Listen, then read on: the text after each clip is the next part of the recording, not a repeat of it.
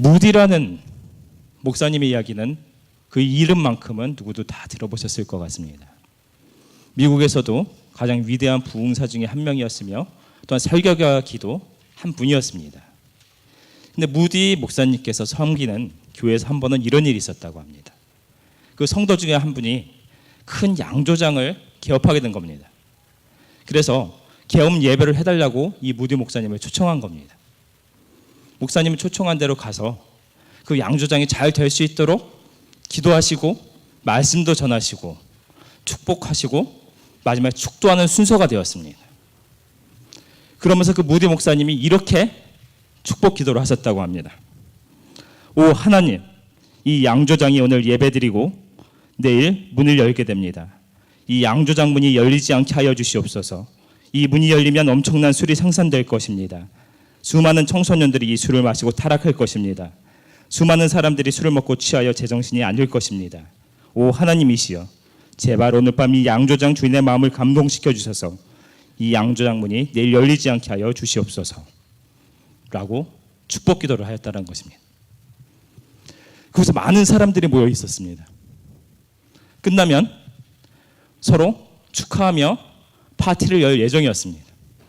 그런데 그 목사님께서 이 축복 기도를 하시는 순간 모든 사람들이 마음속에 흥이 깨져버리고 예배가 끝나자마자 뿔뿔이 흩어져서 집으로 돌아갔다는 것입니다. 그 양조장 주인은 더욱더 고민이 되기 시작했습니다. 도대체 이 상황을 어떻게 파악해야 될 것인가, 어떻게 생각해야 될 것인가 고민하기 시작한 것입니다. 밤새 고민하다 새벽녘에 하나님께 기도하기 시작했습니다.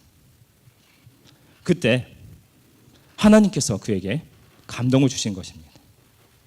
그는 그 다음날 나는 이 양조장을 열지 않겠습니다 라고 선언하였다고 합니다. 그리고 이 양조장은 후일 무디 신학교의 건물로 변경되었다는 것입니다. 사실 은혜로울 수 있는 이야기이긴 하지만 이런 생각이 들 수도 있는 겁니다. 꼭 이렇게만 해야 되는 건가요? 양조장이 되었든 무엇이 되었든 열심히 일해서 하나님을 열심히 하고 헌금도 많이 하고 하면 되는 거 아닌가요? 그럴 수도 있다는 생각이 들기도 하지만 더 중요한 것은 하나님의 뜻이 어디에 있냐라는 것입니다. 하나님이 과연 그리스도인의 손길을 통하여 술을 만들어 그 많은 사람들의 술을 공급하는 것이 하나님의 뜻일까라는 것입니다. 선한 뜻이 있을 수 있습니다. 내가 이 사업을 통하여 크게 부흥하여 하나님 일을 열심히 하겠다는 선한 목적을 가질 수 있습니다. 그러나 더 중요한 것은 바로 그의 동기인 것입니다. 하나님 뜻이 무엇에 있느냐라는 것입니다. 하나님 뜻이 아닌 것을 하지 않는 것이 바로 하나님의 뜻인 것입니다. 내 목적이 선하다고 해서, 내 동기가 선하다고 해서 하나님의 뜻과 배치되는 것을 하나님 축복하실 수 없다라는 것입니다. 오늘 이 누가복음의 이야기를 나누려고 여러분들과 결정했습니다. 누가복음에는 사복음서에서 유일하게 예수님의 어릴 시절의 이야기들이 나와 있습니다. 오늘 이 읽은 본문에서도 바로 이것을 통하여 우리는 예수님의 어린 시절의 모습들을 미루어 짐작할 수 있는 사건들이 기록되어 있는 것입니다. 근데 사실 이 사건들을 우리가 이해하기 위해서는 이스라엘 사람들의 관습 몇 가지를 좀 먼저 알고 넘어가야 될 것들이 있습니다. 이들이 명절 규례입니다. 첫 번째로 이 기간을 유월절이라고 이야기하고 있습니다. 유월절이 되면 이스라엘의 남자들은 전부 성전으로 나와, 예루살렘 성전으로 나와 하나님 앞에 보이라 명령하셨습니다. 그가 진짜 하나님을 믿고 바르게 신앙생활을 하는 자라면 당연히 이 유월절 기간 동안 성전으로 나와 하나님을 배워야 되는 것이었습니다. 지금도 이스라엘 사람들은 바로 1년 동안 열심히 돈을 모아 유월절 기간이 되면 하나님 앞에 나와 그 유월절을 즐기는 것을 지금도 지키고 있다라고 이야기하는 것입니다. 오늘 본문에서 읽은 것처럼 바로 요셉과 마리아도 역시나 자신들은 신실하게 이 절기를 지키는 모습을 보게 됩니다. 두 번째는 이 유대인들의 교육 방법입니다. 유대인들의 교육은 바로 아이가 태어나서 걸음마를 시작할 때부터 시작된다라고 합니다. 그 교재는 바로 성경인 토라와 지혜를 담고 있는 탈무드, 또한 그것에 대한 주석이 달려있는 미시나를 가지고 한다는 것입니다. 첫 번째로 그에게 3살이 되면 히브리어 알파벳을 가르치기 시작합니다. 그런데 가르칠 때 특이한 방법을 씁니다. 히브리어 알파벳 모양의 과자들을 만들어 놓고 거기에 꿀을 발라 그에게 먹이면서 알파벳을 가르치는 것입니다. 무엇을 뜻할까요? 바로 말씀은 꿀과 같이 달다라는 것을 그에게 인식시키기 위한 것입니다. 5살이 되면 히브리어 성경 토라를 읽히기 시작한다고 합니다. 또한 그가 그 토라를 계속 읽으며 배우고 나가 10살이 되면 미시나라는 바로 생활에 어떻게 살아가야 될 것인가에 대한 주석이 담겨있는 책들을 배우기 시작합니다. 그 과정을 충분히 이수한다면 약 13살 무렵쯤에는 그 모든 과정들이 끝난다라는 것입니다. 끝났을 때 바로 성경 시험을 통해서 그가 통과하면 바로 오늘 예수님이 12살 무렵 성전에 방문했던 것처럼 바로 그들은 성인식을 치르게 됩니다. 유대인들에게서 이 성인식이라는 것은 특별한 의미를 가집니다. 이 성인식을 남자아이들에게 있어서는 발 미츠바, 여자들에게는 바트 미츠바라고 부릅니다. 해석을 하자면 율법의 아들, 율법의 딸이 된다라는 것입니다. 이제 충분히 교육을 통해서 너희들이 유대인의 공동체 중에 하나가 될 수 있는 자격을 얻었다라는 것입니다. 이 성인식을 치르게 되면서부터는 바로 성인이 한 명으로 인정을 받게 되기 때문에 그들은 바로 모든 일들을 어른들과 동일하게 할 수 있는 조건이 주어집니다. 그들은 율법과 사회와 공동체로부터 받아들여진 사람이기 때문에 충분히 그에겐 직분을 맡을 수도 있으며 회당에 모임이 있을 때 토라를 읽을 수 있는 권한도 주어집니다. 또한 그는 성인으로 인정되기 때문에 중요한 사건이 있을 때 증인으로서 법정에 설 수도 있게 된다라는 것입니다. 이처럼 유대인들에게 있어서 이 성인식을 치른다라는 것은 이제 독립적으로 하나님 앞에서 한 사람으로 성장했다라는 것을 증명하는 것입니다. 또한 세 번째로 이들이 이 명절에 있어서 예루살렘의 순례여행을 떠나는 모습들이 있습니다. 그들은 지방에서부터 예루살렘에 올라갈 때 지금처럼 차가 있는 것도 아니고 또한 많은 도시들을 거치면서 안전한 길이 있는 것도 아니었습니다. 소수의 사람들이 그 순례길을 가다 보면 강도를 만나거나 또한 여러 가지 짐승이나 위험들을 만날 수밖에 없는 것입니다. 결국 그래서 그들은 무리를 지어서 움직입니다. 무리를 지어서 움직일 때 여자와 아이들은 앞에 무리를 지어 앞서가고 또한 그들을 보호하며 남자들이 떼를 지어 뒤에서 따라간다라는 것입니다. 오늘 사건이 사실은 여기서부터 발생합니다. 오늘 모든 명절의 기간들이 지나고 요셉과 마리아는 이제 모든 것이 지났기 때문에 집에 돌아가기로 결정을 했습니다. 당연히 따라올 것이라 생각하며 그들은 출발하였습니다. 그런데 하루가 지나서야 바로 예수님이 다이들과 함께하지 않다는 것을 발견하게 된 것입니다. 그들은 놀랍고 두려웠을 것입니다. 바로 내 아이가 어디로 사라졌는가? 그들은 빨리 뒤돌아 그 길을 찾아서 돌아가기 시작했습니다. 그래서 여기저기 찾아다니며 아는 사람들을 수소문하고 결국 그는 마지막에 성전에 앉아서 그곳에는 선생들과 토론하고 있는 예수님의 모습을 보게 됩니다. 그래서 많이 기쁘기도 하였지만 화가 났을 것입니다. 사실 저 같아도 마찬가지였을 것 같습니다.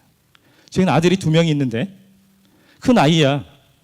이제 그 아이가 뭐 눈에 보이든 안 보이든 전혀 걱정이 되지 않지만 어린 아이 같은 경우는 만약에 이처럼 갑자기 사라졌는데 찾을 수 없다. 너무나 두렵고 힘들 것 같습니다. 그리고 찾다 발견을 하면 사실 어떻게 할까요? 저 같으면은 잡아가지고 기쁘기도 하지만은 당장 엉덩이 몇 대라도 쳐가지고 절대로 다시 떠나지 못하게 만들 것 같습니다. 말을 잘 들으라고 말입니다. 그래서 48절에서 이렇게 말한 겁니다. 그의 부모가 보고 놀라며 그의 어머니는 이르되 아이야 어찌하여 우리에게 이렇게 하였느냐 보라 내 아버지와 내가 근심하여 너를 찾았노라. 사실 이들이 당연히 따라오리라 생각했습니다. 수예길이 끝나고 아마 예수님이 기억하지 못하는 1살 때부터 11살 때까지 동일한 일들이 계속 반복되었을 겁니다. 6월절이 되면 예루살렘에 올라와 모든 절기를 마치고 다시 끝나면 그 일행들과 동일하게 가는 모습들이 말입니다.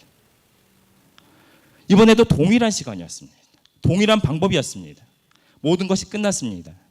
그들은 돌아가는 길만이 남은 겁니다. 바로 지금까지 해왔던 것처럼 예수님은 바로 그 순간에 이들을 따라서 그 무리에 섞여 안전한 집으로 가야 됐던 것입니다. 그러나 그들은 예수님을 잃었습니다. 당연히 있으리라 자기들과 동행하리라 생각했던 그 순간에 예수님은 그들과 함께하지 않은 것입니다. 예수님은 그 시간에 성전에 앉아서 선생들과 토론을 하고 있었습니다. 토론을 하며 그 순간 속에서 하나님의 말씀을 나누고 있었던 것입니다. 마리아도 당연히 이 순간 화를 낼 수밖에 없는 것입니다. 가서 아이야 어찌하여 나를 우리에게 이렇게 대했느냐 네가 어찌하여 이렇게 했느냐 라고 말할 수밖에 없는 것입니다. 그러나 이들이 잊고 있었던 것이 있다라는 것입니다. 이들 부부가 예수님에게 기대했던 것은 무엇일까요? 이들 바로 여타의 이스라엘의 아이들처럼 어느 정도 나이가 되면 성경 공부를 시작하고 성인식을 치르고 또한 아버지 요셉이 목수이었던 것처럼 목수로서 교육을 받아 평범하게 잘 사는 것을 기대했을까요? 사실은 이들에게는 바로 예수님의 정체를 이미 알고 있었다는 것입니다. 예수님을 잉태하는 순간에 어떤 일들이 있었습니까? 마리아에게 천사가 나타났던 것입니다. 바로 천사가 나타나 네가 바로 구약에서 얘기하고 있는 메시아, 구세주가 올 바로 너희 통로로 쓰겠다라고 선언한 것입니다. 누가복음 1장 31절에서 35절 말씀 같이 좀 보시겠습니다.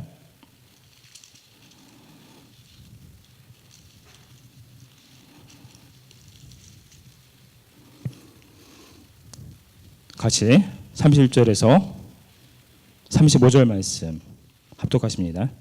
보라 내가 잉태하여 아들을 낳으리니 그 이름을 예수라 하라.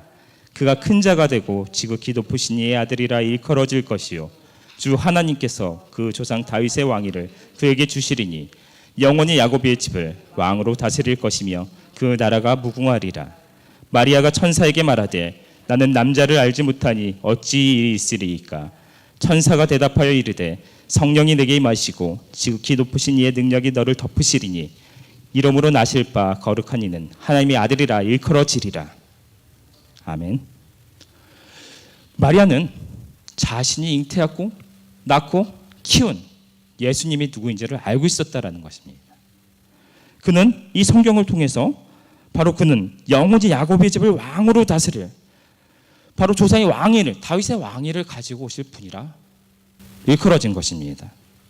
바로 하나님의 아들이라 일컬어지리라. 그리하여 그 모든 것을 알고 있던 마리아는 성령의 충만함으로 하나님을 찬양하며 고백할 수 있었던 것입니다. 그 요셉에게도 마찬가지였습니다. 요셉에게는 사실은 청천벽력 같은 일이었지 않습니까? 내 약혼녀가 나는 그와 동침한 적도 없는데 어느 날 배가 불러오기 시작하는 겁니다. 고민하던 그에게 하나님의 천사가 다시 나타나 말하는 것입니다.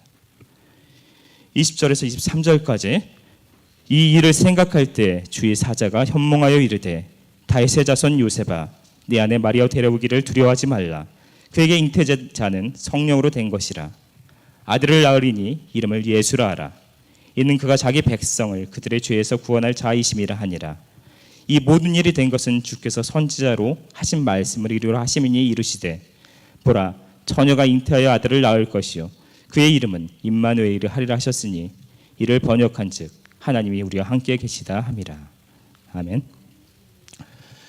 요셉에게 천사가 전한 말씀은 이사야의 말씀이었습니다. 바로 메시아 예언의 장이었습니다. 그에게 와서 말한 것입니다. 너희가 네 아내 마리아에게, 약혼녀 마리아에게 잉태된 것은 다른 부정한 짓이 아니라 바로 성령으로 잉태된 것이야. 그는 바로 너희가 기다리던 메시아 하나님이 될 것이야 라고 말입니다. 이들은 정확히 예수님이 태어나실 것을 알고 있었습니다. 또한 그들에게 더 많은 증거들이 주어집니다. 어떤 증거들이었습니까? 예수님이 태어나시던 날 누가 찾아왔습니까? 들판에서 양을 치던 목동들에게 하나님의 천사들이 나타나 말했습니다. 오늘 이 땅에 구주가 태어나셨다고 말입니다. 그들은 바로 그 말씀을 따라 구유에 와 태어나신 예수님께 경배했습니다. 또한 동방에서 예수의 별을 보고 찾아온 이들이 예수를 경배하며 그 앞에 예물을 바친 사건이 일어났습니다. 8일 만에 할례를 하고자 성전에 간 그들에게 시몬이라는 자가 나타나 그를 축복합니다. 시몬이라는 자는 바로 네가 죽기 전에 메시아를 볼 것이다 라는 약속을 가진 자였습니다. 또한 안나의 축복 사건이 이어지는 것을 보게 됩니다. 이들은 이미 예수님의 정체를 알고 있었던 겁니다. 그들은 그 모든 것을 염두에 두고 예수님을 키웠을 것입니다. 자라나는 모습들을 보았을 것입니다. 사실 예수님이 12살 때 이 성전의 사건 빼놓고는 그 이전의 사건이나 또한 이후 30살 때 공생애를 시작하는 사건까지의 일들이 나타나 있지는 않습니다. 그러나 이 모든 증거들을 통하여 요셉과 마리아는 바로 예수님이 정체가 누구신지 자신들이 키우고는 이분이 바로 메시아로서 사역을 하게 될 것이라는 것을 알았던 것입니다. 그렇다면 언젠가 이들은 자신의 뜻과는 상관없이 자신의 사역을 하고 나갈 뿐이었습니다. 그런데 자신의 틀 속에 갇혀 놓고 있었던 모습을 보게 됩니다. 왜 예수님을 놓쳤습니까? 왜 예수님이 자기들과 동행하지 않고 있는데도 알지 못했습니까? 당연히 동행하리라 라는 생각을 가지고 있었다라는 것입니다. 바로 예수님께서 내 생각대로 모든 것을 따라올 것이다. 그러나 그에게 와서 마리아가 어찌 이렇게 행했느냐라고 말했을 때 예수님의 대답은 이것이었습니다. 49절 어찌하여 나를 찾으셨나이까? 내가 아버지 집에 있어야 될 줄을 알지 못하셨나이까 하시니 당신들은 내가 내 일을 해야 될 것을 알고 있었지 않느냐? 때가 되면 내가 하나님의 일을 하게 될 것을 바로 이 성전이 내 아버지의 집이고 이곳에서 내가 선생들과 하나님의 말씀을 나누는 것이 당연하지 않냐라고 말하는 것입니다. 이들이 놓친 것은 바로 모든 것을 알고 있음에도 자신의 판단대로 익숙한 대로 생각했던 대로 여태까지 해왔던 대로 판단했다는 것입니다. 예수님은 이번 성인식을 통하여 모든 것들 바로 이 유대의 공동체의 일원으로 태어났습니다. 자신의 일을 할 충분한 조건이 되어 있다는 것입니다. 그 순간 속에서 이 고정관념을 만약에 버렸다면 그는 예수님의 모습을 항상 봤을 것이라는 것입니다. 동행하지 못하고 있는 그 중에서 예수님이 항상 자신들과 동행하리라 생각하지 않았을 것입니다. 오늘 이 말씀을 나누는 이야기들이 있습니다. 마리아와 요셉의 판단이 사실은 틀리지는 않습니다. 지금까지 11년 동안 해왔던 일이었습니다. 또 동일하게 이번에도 되리라고 생각했습니다. 또한 자신들의 행위 잘못된 것도 아닙니다. 신실하게 와서 모든 규례를 행하고 성전에 자신의 의무를 다하고 이제 끝났으니 집에 돌아가면 되는 것입니다. 그러나 예수님은 그 순간에 성전에 남기로 결정하셨습니다. 무엇 때문에?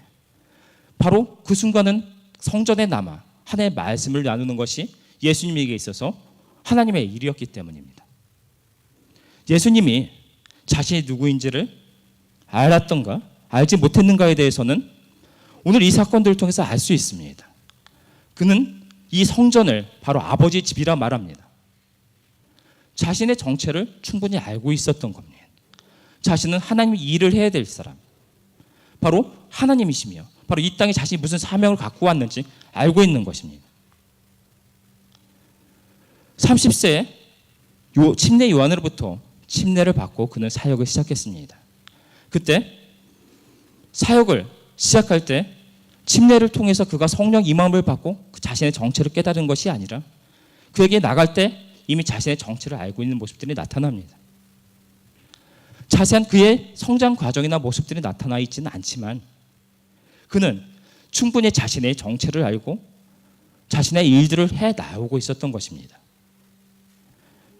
그런데 그 부모들이 그의 모습들을 바르게 보지 못한다면 그들은 놓쳤던 것입니다. 그들은 항상 자신의 키우에 있는 것이 메시아 예수 그리스도인 걸 알았다면, 그에게 주목하고 있었다면, 그를 주시하고 있었다면 그가 성전에 남기로 결정하는 순간들을 보게 되었을 것입니다. 그러나 그 순간 그들은 스스로 판단하고 익숙한 것으로 이미 결단한 것입니다. 당연히 예수님이 나와 동행할 것이다. 좀 이상한 이야기처럼 들리실 것입니다. 그런데 이야기를 통해서 나누고 싶은 것이 있습니다. 우리들의 정체성은 무엇입니까? 그리스도인입니다. 예수님을 믿는다는 것입니다. 예수님을 믿고 주인으로 모시고 그에게 구원함을 받았고 또한 그를 믿음으로 살아 마지막에 하나님의 구원을 얻는다라는 것입니다. 하나님께서는 우리와 항상 함께 하신다고 약속하셨습니다. 히브리서 13장 5절을 보면 그가 친히 말씀하시기를 내가 결코 너희를 버리지 아니하고 너희를 떠나지 아니하리라 하셨느니라 라고 말씀하셨습니다. 우리들은 하나님께서 우리가 떠나지 않기를 기대합니다. 하나님께서는 우리를 떠나지 않으실 것입니다. 그러나 오늘 하나의 비유일 수도 있지만은 요셉과 마리아는 예수님을 떠났습니다. 동행하지 않는데 동행한다 생각했습니다. 어째서입니까? 눈으로 보고 그의 행동을 바라본 것이 아니라 자신의 판단대로 당연하게 나와 동행하리라 생각한 것입니다.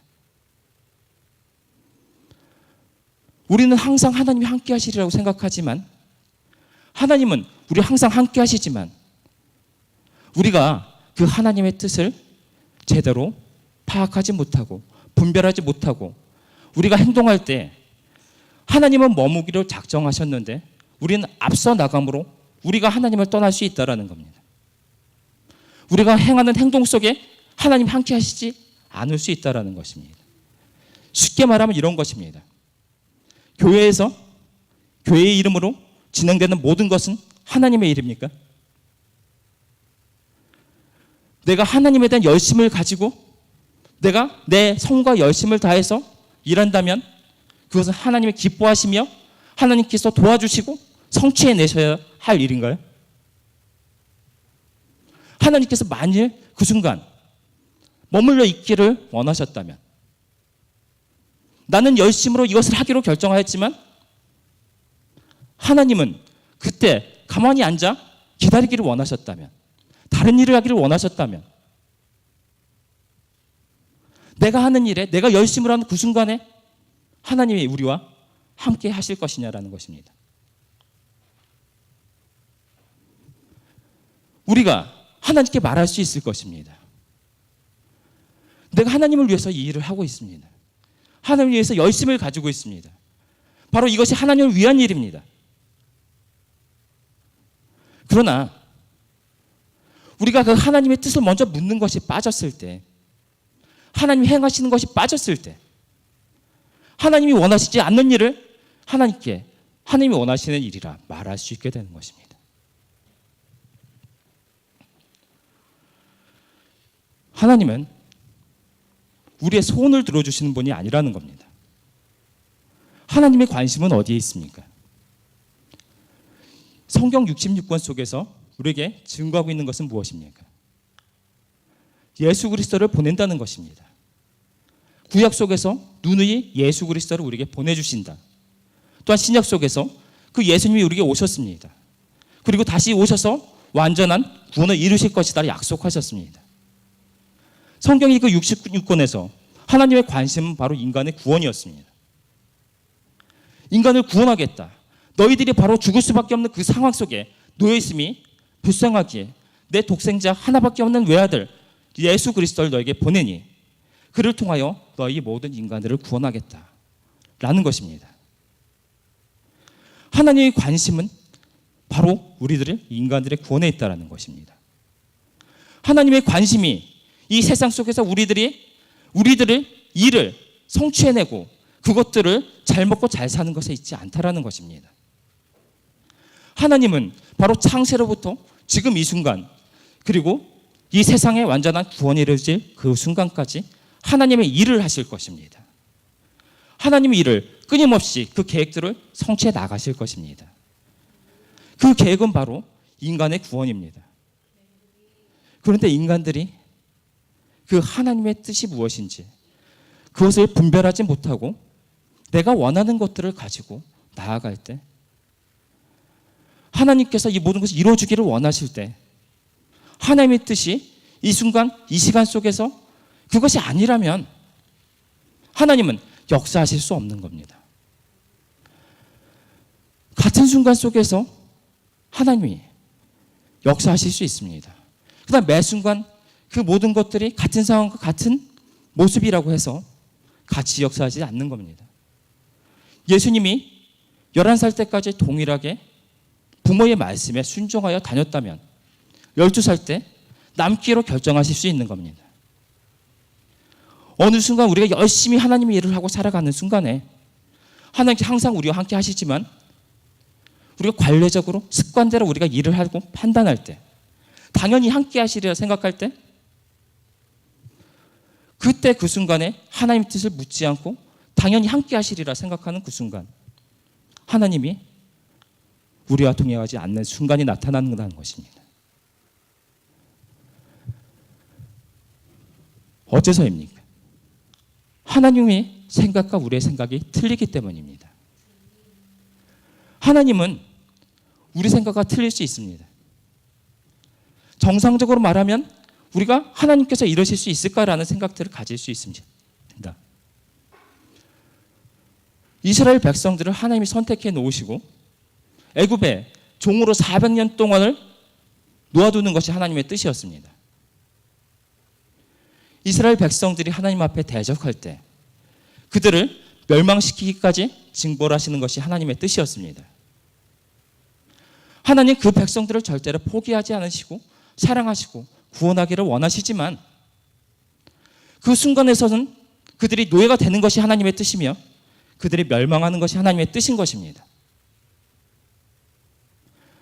하나님은 이러신 분이야. 당연히 이렇게 해야 돼라는 우리의 과종관념 속에 빠져있는 순간 하나님은 내 생각과 너희의 틀려 라고 말하실 수 있다는 것입니다. 하나의 사건들을 좀 같이 좀 나눠봤으면 좋겠습니다. 사무엘상 24장 1절에서 7절 말씀 같이 보겠습니다.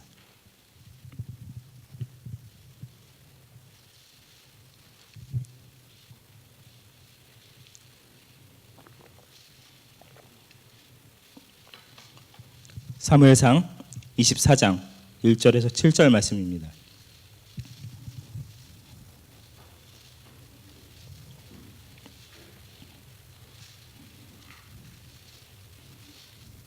다 찾으셨으면 한 절씩 교독하겠습니다.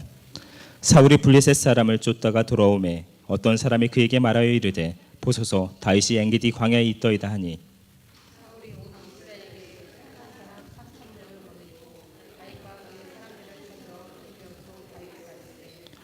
길가 양의 우리에 이른즉 굴이 있는지라 사울이 뒤를 보러 들어가니라 다윗과 그의 사람들이 그 굴 깊은 곳에 있더니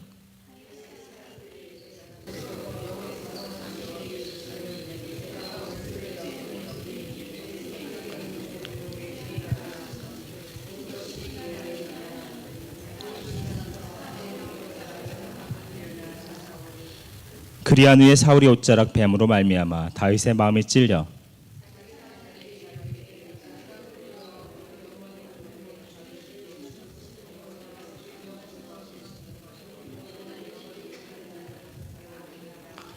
교독합니다. 다윗이 이 말로 자기 사람들을 금하여 사울을 해치지 못하게 하니라. 사울이 일어나 굴에서 나가 자기 길을 가니라. 아멘. 사울은 하나님이 선택하신 이스라엘의 첫 번째 왕이었습니다. 그러나 문제는 그가 하나님 앞에 온전한 믿음의 사람이 되지 못했다는 것입니다. 그리하여 결국 하나님께 버림을 받게 됩니다. 그리고 어떤 일이 일어났습니까? 하나님께서는 그 다음 때 왕으로서 사무엘을 통하여 다윗에게 기름을 부음을 해서 그를 왕으로 선택하셨습니다. 그러나 문제는 아직까지 왕으로서 건재하게 사울이 존재한다는 것이었습니다. 사울도 자신에게서 하나님이 떠났다는 것은 알았습니다. 그러나 자신의 왕위를 쉽게 내어줄 생각이 없었던 것입니다. 다윗을 잡아 죽이고자 했습니다. 다윗이 있다는 소문만 들리면 군사를 데리고 찾아다녔습니다. 오늘 엔게디 평야에서 있었던 일입니다. 사울이 어느 날 엔게디 광야에 다윗이 있다는 얘기를 들었습니다. 그러자 3,000명의 군사를 데리고 그를 쫓아갔습니다. 그들은 두려워 굴 속에 숨어있던 중이었습니다. 그런데 사울이 갑자기 화장실에 급해 동굴 속으로 들어간 겁니다. 근데 문제는 더욱더 이 속에 다윗과 그 부하들이 있었던 겁니다. 근데 이것은 너무나 어찌 보면 인간적인 생각으로 보면 명확한 이야기입니다. 사울은 악이고 다윗은 선입니다. 이 상황, 그 많은 군사들을 데리고 왔는데 사울이 혼자서 그 적이 있는 그 소굴로 들어왔다라는 겁니다. 이 순간에 한 사람이 칼만 뻗어 찌르면 바로 악은 물리치고 선이 이기는 것입니다. 명확한 일이지 않습니까? 그래서 그 수하들이 이렇게 말했지 않습니까? 보소서, 여호와께서 당신에게 이르시기를 내가 원수를 내 손에 넘기리니 내 생각에 좋은 대로 그에게 행하라 하시더니 이것이 그날이니이다 라고 말입니다. 사울이 두려워서 숨어있던 사람들에게 나타났습니다. 그것도 바로 자신들이 숨어있는 바로 근처까지 와 있는 겁니다. 그런데 그 상황에서 혼자 나타났습니다. 어떻게 판단해야 되겠습니까? 하나님께서 이를 넘겨주셨다. 봐라, 하나님의 뜻이 다윗에게 있는 거야. 우리가 이를 처치하게만 하면 우리는 고생 끝나고 행복한 길을 걷게 될 거야 라고 생각할 수밖에 없는 겁니다. 아무리 생각해도 이 순간 속에서 이것은 하나님의 뜻일 수밖에 없는 겁니다. 그런데 다윗은 그렇게 판단하지 않았습니다. 무엇이라 말했습니까? 다윗의 판단은 이것입니다. 아무리 사울이 잘못을 했을지언정 하나님이 기름 부어 세운 자를 하나님이 징벌 하실 것이지 인간의 손으로 되는 것이 하나님의 뜻이 아니다라고 말입니다. 그리고 다윗은 그가 무사히 나가기를 결정했습니다. 이처럼 하나님의 뜻을 중시한 다윗. 그러나 이 일로 인하여 그는 바로 다 사울을 죽이기만 했으면 자신이 왕이 될 수 있었을지도 모릅니다. 더 이상 도망 다니지 않았어도 됐을지도 모릅니다. 그러나 그는 어려운 길을 선택했습니다. 그것이 바로 하나님의 뜻에 합치하는 길이라 여겼기에 사울을 죽이는 것을 거부하고 그를 놓아주었습니다. 그래야 결국 그는 사울이 죽기까지 계속 도망다니며 광야 생활, 고생을 할 수밖에 없었던 것입니다. 주변의 사람들, 원망하는 사람들도 있었을 것입니다. 그때 분명히 하나님께 넘겨주셨을 때 죽이기만 하면 이 모든 고통이 끝났을 것인데 왜 스스로 고생을 자초하냐라고 말입니다. 그러나 다윗은 그것이 하나님의 뜻이 아니라고 생각했습니다. 하나님의 기름 부은 자를 자신의 인간의 손으로 건드리는 것이 하나님의 뜻이 아니라 판단한 것입니다. 그가 자신의 손으로 쟁취할 수 있었음에도 그는 하나님의 뜻에 따랐습니다. 결국 그는 자신의 힘을 빌리지 않아도 하나님께서는 모든 여건을 주장하셔 그를 왕의 자리로 세웠습니다. 그리고 그를 향하여 하나님께서 말씀하십니다. 나의 마음에 합한 자라고 말입니다. 모든 여건 속에서 인간적인 판단으로 바라볼 때 하나님의 뜻인 것처럼 느껴지는 그 순간에도 그는 하나님의 뜻이 더 어디에 있을까를 바라본 자입니다. 그것이 어렵고 고난의 길일지라도 그것을 따라간 것입니다. 그것이 바로 하나님의 뜻에 맞는 길이라 생각했기 때문에. 이처럼 하나님의 생각과 인간의 생각은 다를 수 있습니다. 우리와 내가 하나님이 열심히 일하는데 하나님 당연히 도와주시는 것이 맞습니다.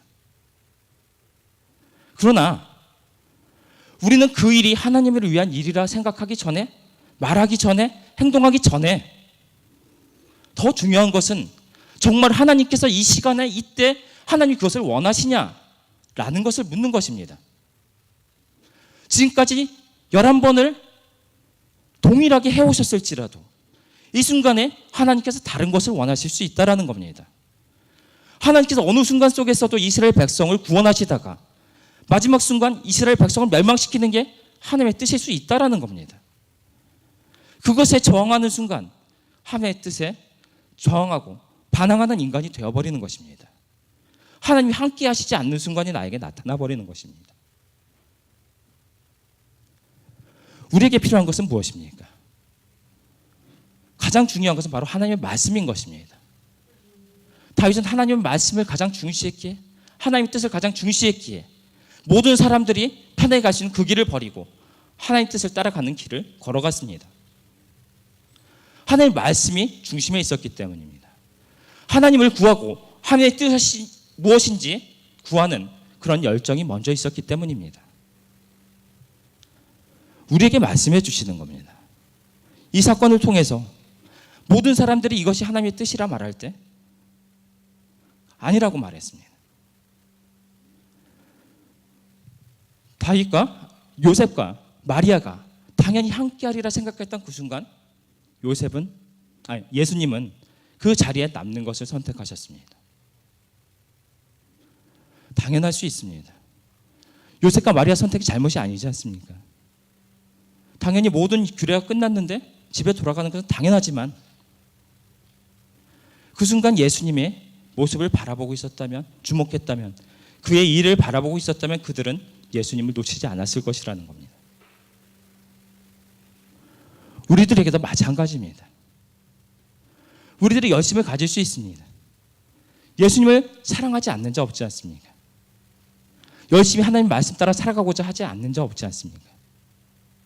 그러나 나의 열심이 중요한 것이 아니라 똑같은 상황 속에서 똑같은 일이 벌어질지라도 그 순간 속에서 가장 중요한 것은 하나님의 뜻이 되어야 합니다. 그 순간 속에서 동일한 것들을 우리가 하기를 원하시냐라는 하나님의 뜻을 말입니다. 우리가 무엇을 할지라도, 무엇을 행할지라도, 그것이 하나님을 위한 일일지라도 가장 먼저 하나님의 뜻을 묻는 자들이 되시기를 바랍니다. 그리고 한 가지 이야기만 더 나누기 원합니다. 오늘 요셉과 마리아는 하룻길을 간 후에 예수님의 부재함을 발견했습니다. 그리고 돌아가 3일 만에 예수님을 찾아냈습니다. 사실 우리는 모든 일에서 하나님의 뜻을 발견하기 쉽지 않습니다. 우리는 열심히 사역을 했다, 하나님을 위해서 열심을 냈다 하는데 사실 그것이 하나님은 움직이지 않지만 내가 하나님을 떠나온 길일 수 있다라고 말씀드렸습니다. 중요한 것은 그 떨어진 자리를 빨리 찾는 것입니다. 하나님의 뜻이 계속 구하고 기도하는 와중 속에 내가 그 일을 행하는 속에 하나님 함께 하신지를 분별해야 된다는 것입니다. 내가 그것을 분별하지 못하고 내 열심 속에서 계속 나아갈 때 하루, 이틀, 3일 내가 더 멀리 하나님으로부터 떨어져 갈 때 우리는 더 긴 길을 돌아와야 되는 것입니다. 우리가 떨어졌을 때 바로 우리가 가는 그 길 속에서 당연히 맞다라고 생각하고 가는 그 과정 속에서 우리가 그 길이 아니라 판정 났다면 우리는 빨리 돌아가는 자들이 되어야 합니다. 그렇게 돌아갔을 때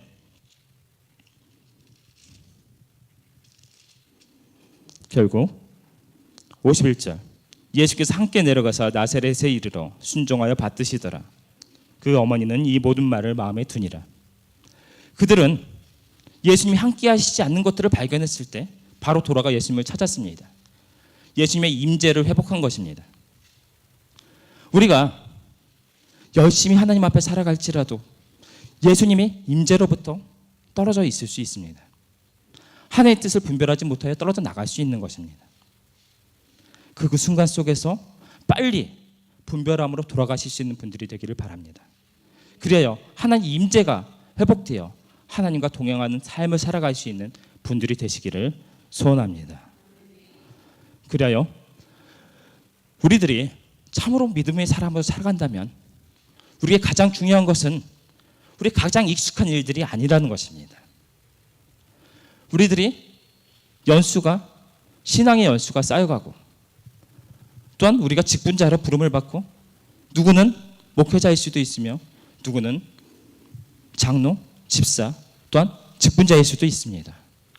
그러나 그 직분이 하나님과의 임재를 증거하는 것은 아니라는 것입니다. 내가 하나님께 부름을 받은 자일지라도 내가 행하는 것이 하나님이 함께 하시지 않을 수 있는 것입니다. 내가 은혜를 많이 받은 사람이고 하나님께 은사를 받은 자이다. 하지만 내가 분별을 잘못하여 하나님이 원하시지 않는 일을 할 수 있다는 것입니다. 우리는 우리 모든 것을 내려놓아야 합니다. 이것이 맞아. 내가 옳아. 내가 다 해본 거야. 그것이 중요한 것이 아니라 그 순간 그때 하나님께서 원하시는 것이 무엇인가를 분별하는 것입니다. 구하는 것입니다. 그 뜻을 따라가는 삶으로 갈 때만 하나님께서 임재가 떠나지 않고 우리 삶과 항상 함께 하실 수 있는 겁니다. 우리가 어째서 내가 하나님이 일을 하는데 떠나셨습니까? 라고 말할 때 바로 마리아에게 예수님이 말씀하셨던 것처럼 자신은 자신의 일을 하고 있었을 뿐이다 라는 말들이 돌아오게 될 것입니다. 중요한 것은 나의 생각과 나의 판단과 세상에 누가 생각해도 다 옳은 그 길이 아니라 그 상황 속에 예수님이 하나님이 뜻하는 것을 찾는 것입니다. 그것을 통해 살아갈 때 바로 그 일에 동참하여 그 하나님의 일에 동참하는 사명자로 살아갈 때 그 사명자가 목회자만을 말하지 않습니다. 교회 안에서 일하는 것만을 말하지 않습니다. 내가 있는 삶의 그 자리 속에서 나의 일을 열심히 함으로 그리스도의 향기로서 빛으로 살아가는 그 삶, 그것을 살아갈 때 하나님께서는 그와 동행하시는 삶을 살아가며 그에게 바로 삶의 축복도 그의 삶의 인도하심도 그 삶을 책임지시는 모든 축복도 같이 나타난다는 것입니다. 이처럼 우리가 우리 생각과 판단 속에 빠져 살아가는 사람들이 아니라 하나님의 뜻을 먼저 구함으로 우리 삶이 항상 하나님의 임재가 가득한 삶이 되시기를 예수님의 이름으로 부탁드립니다. 아멘.